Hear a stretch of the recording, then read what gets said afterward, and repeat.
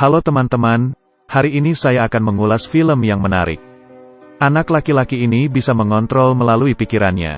Mobil hancur di langit kurang dari Ratchet Witch Mountain lebih besar dari. Suatu hari, UFO jatuh ke bumi. Tentara US segera mengirim pesawat untuk mencarinya. Berdasarkan jejaknya, mereka menemukan alien mirip dengan manusia. Kamera pengintai melihat dua orang anak tanpa identitas. Mereka mengambil uang tanpa kata sandi. Tentara mencurigai mereka sebagai alien. Pemeran utama, Jack Bruno bekerja sebagai supir taksi. Suatu hari, penumpangnya adalah Dr. Alex Friedman yang menyelidiki UFO. Dr. Friedman sangat menyukai kemampuan fisik Bruno. Keesokan harinya, Bruno tiba-tiba menemukan dua anak duduk di mobilnya. Mereka adik kakak, apa yang terjadi? Anak-anak membayarnya sejumlah besar uang. Jadi dia setuju untuk membawa mereka keluar kota. Tetapi orang-orang pemerintah juga mendapatkan letak mereka. Dengan temperamen panas Bruno, mereka terlibat dalam pengejaran kecepatan tinggi. Dia mencoba menghindarinya dengan keterampilan mengemudinya. Sang adik tiba-tiba menghilang dari mobil dan muncul di tengah jalan. Blokir mobil yang mengejar dengan tubuhnya. Mobil itu hancur di depannya, tetapi bocah itu tampaknya tidak mengalami kerusakan sama sekali. Anak laki-laki ini haruslah seorang King Kong atau alien. Saudari di dalam mobil bahkan lebih menakjubkan, mengendalikan mobil dengan pikirannya dan kembali untuk menjemput saudara itu. Setelah itu, mereka melewati gurun. Bruno membawa mereka ke tempat tujuan dan menerima banyak uang. Anak-anak buru-buru lari ke sebuah rumah kosong. Bruno ingin mengembalikan uang surplus kepada mereka, jadi dia mengikuti untuk masuk. Dia tidak menyadari alien yang memakai helm berdiri di belakangnya. Anak-anak membuka pintu rahasia di belakang lemari es, berjalan melalui koridor, dan datang ke dunia bawah tanah. Tempat ini sepertinya menjadi markas rahasia untuk alien. Saudari itu mendapatkan apa yang dia cari dari jenis makhluk aneh. Tapi pembunuh alien berbaju hitam tiba-tiba muncul dan menyerang ketiganya.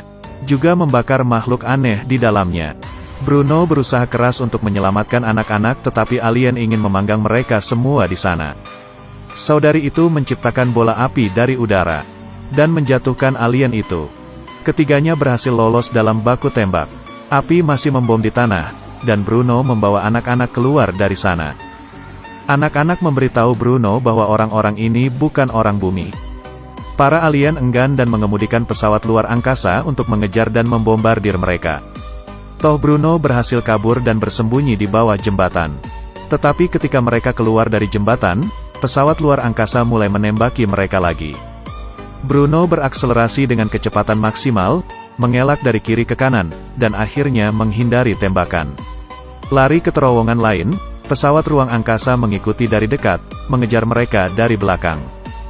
Peluit kereta datang dari arah berlawanan. Bruno menjadi sangat khawatir.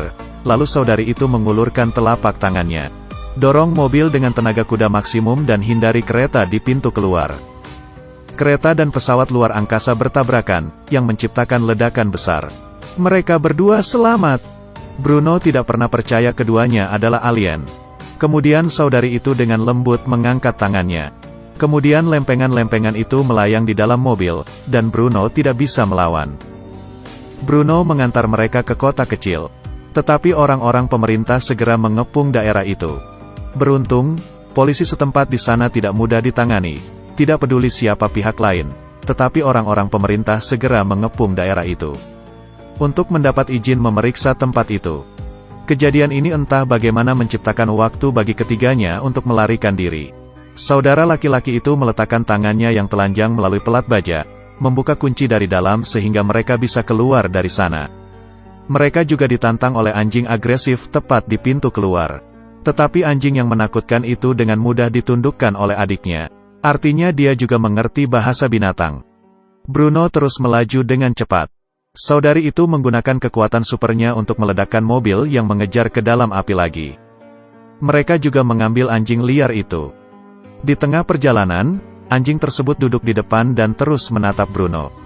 Apa yang dia mau? Kemudian Bruno harus menghentikan mobil dan membiarkannya keluar. Setelah ke toilet, dia kembali ke mobil. Bruno membawa anak-anak itu ke Dr. Friedman, ahli UFO, yang dia temui sebelumnya. Awalnya, dia tidak mempercayai kata-katanya. Tapi setelah saudari itu menunjukkan kekuatan supernya dengan mengangkat laptopnya, sekarang dokter ini bisa dipercayai.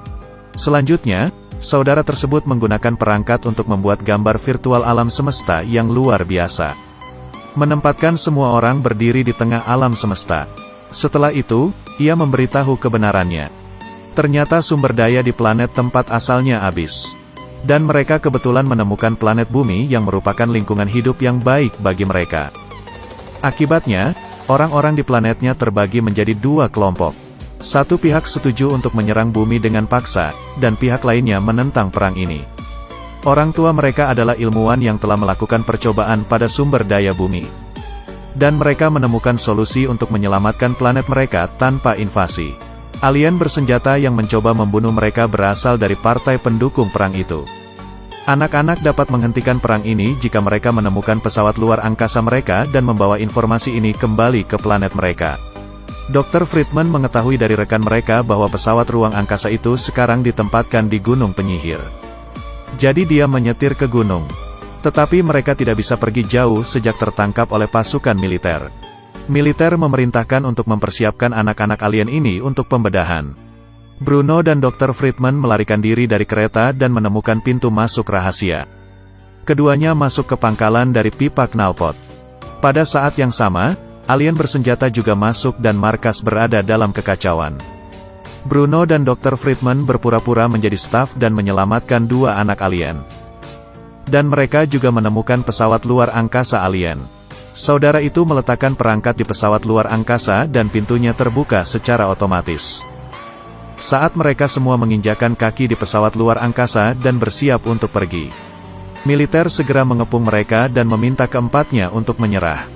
Saudara itu menggunakan pikiran kekuatan supernya untuk mengendalikan peluru. Alien bersenjata datang pada waktu yang tepat untuk membunuh anak-anak tetapi juga membiarkan mereka melarikan diri dari militer. Mereka dengan cepat mengemudikan pesawat luar angkasa dan merobohkan alien bersenjata itu. Berhasil lolos sebelum gerbang ditutup. Mereka pikir ini sudah berakhir. Tapi salah satu alien bersenjata masuk ke pesawat luar angkasa. Bruno dipukul dengan keras. Mereka ada di pertarungan hidup dan mati. Bruno berhasil melepaskan helm dari alien tersebut. Bruno akan melawan tapi dibuang oleh alien.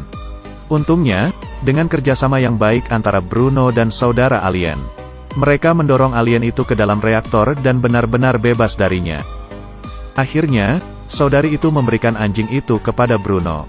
Kedua saudara laki-laki dan perempuan itu meninggalkan bumi dengan pesawat luar angkasa mereka. Tan Bruno dan Dr. Friedman juga hidup bahagia bersama. Film ini berjudul Race to Witch Mountain. Bercerita tentang seorang supir taksi